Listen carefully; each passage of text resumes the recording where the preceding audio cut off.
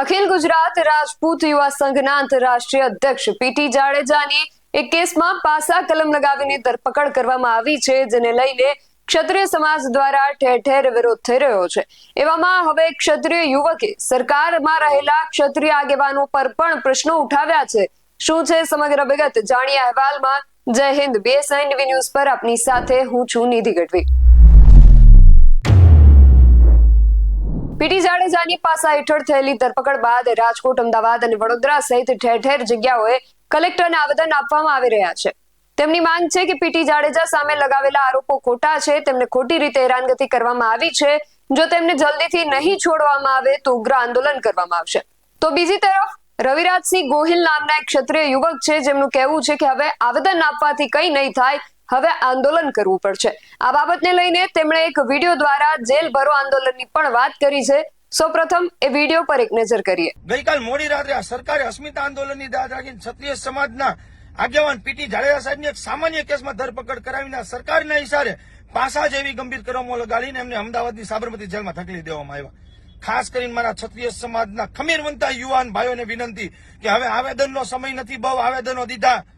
હવે તો આ સરકાર જે ભાષામાં સમજે, આ સરકારને વિનંતી નહીં, આ સરકારને અલ્ટિમેટ કે જો તાત્કાલિકના ધોરણે પીટી જાડેજા સાહેબને યોગ્ય ન્યાય નહીં મળે તો ખમીરવંતા ક્ષત્રિય સમાજના યુવાન ભાઈઓને વિનંતી કે આપણે રોડે ચડી અને ચાહે રોડ ચક્કાજામ કરવો પડે કે શ્રી રાજપૂત કમિશનના પરિવારના આપણા પ્રમુખ શ્રી VS જાડેજા સાહેબે કીધું એમ કે જેલ ભરો આંદોલન કરવું પડે તો હવે આ જ કરવું પડશે, કારણ કે હવે ગાંધી ચિંધ્યા માર્ગે હાલવાનો સમય નથી। હવે ચંદ્રશેખર આઝાદ, ભગતસિંહ, મહારાણા પ્રતાપજીના માર્ગે હાલવાનો સમય આવી ગયો છે। ખાસ કરીને મારા ક્ષત્રિય સમાજના ખમીરવંતા યુવાન ભાઈઓને વિનંતી કે આજ જો આપણે કંઈ નહીં કરી શકીએ તો ભવિષ્યમાં આપણે સમાજના હવે આગેવાનો નહીં મળે।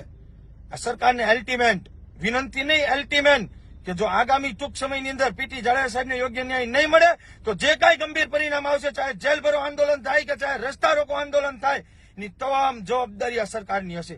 અને ખાસ કરીને એક ટકોર ક્ષત્રિય સમાજના જે નેતાઓ આ સરકારની અંદર છે, અસ્મિતા આંદોલન વખતે તો આ નેતાઓ સરકારનું ઉપરાનું બહુ સમાજની સામે આવતા હતા, તો આજ જયારે ક્ષત્રિય સમાજની સાથે સરાસર અન્યાય થઈ રહ્યો છે, થોડો ટાઈમ પહેલા ક્ષત્રિય સમાજને આ નેતાઓને યોગ્ય સ્થાન મળે, મંત્રીમંડળમાં સ્થાન મળે, આની માટે સરકારમાં વિનંતી કરી હતી। તો આજ જયારે આ સમાજને આ નેતાઓની જરૂર છે ત્યારે કેમ આ સરકારની સામે કંઈ બોલી નથી શકતા, કેમ સરકારને ટકોર નથી કરી શકતા કે અમારા સમાજ સાથે આ ખોટું થઈ રહ્યું છે।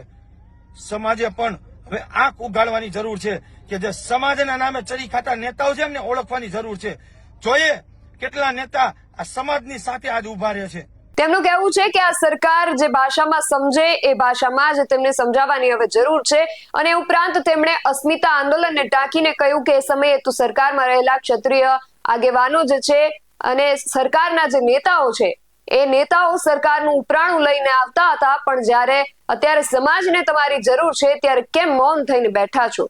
તેમનો આ ઈશારો કોના તરફ છે અને તેમણે જે રીતે કહ્યું કે જોઈએ હવે કેટલા નેતાશ્રી સમાજની સાથે ઉભા રહે છે, તો તેમના કહેવા મુજબ કયા ક્ષત્રિય નેતાઓ હવે આ બાબતને લઈને આગળ આવે છે તે જોવું રહ્યું। આ વિશે તમારું શું માનવું છે અમને કમેન્ટ કરીને ચોક્કસથી જણાવજો। આવા જ વધુ અહેવાલો સાથે મળતા રહીશું। તમે મારી YouTube ચેનલને સબસ્ક્રાઇબ કરવાનું અને અમને Facebook અને Instagram પર ફોલો કરવાનું ભૂલશો નહીં। બાકી અવનવી અપડેટ્સ માટે આપ જોતા રહો BSI ન્યૂઝ। નમસ્કાર।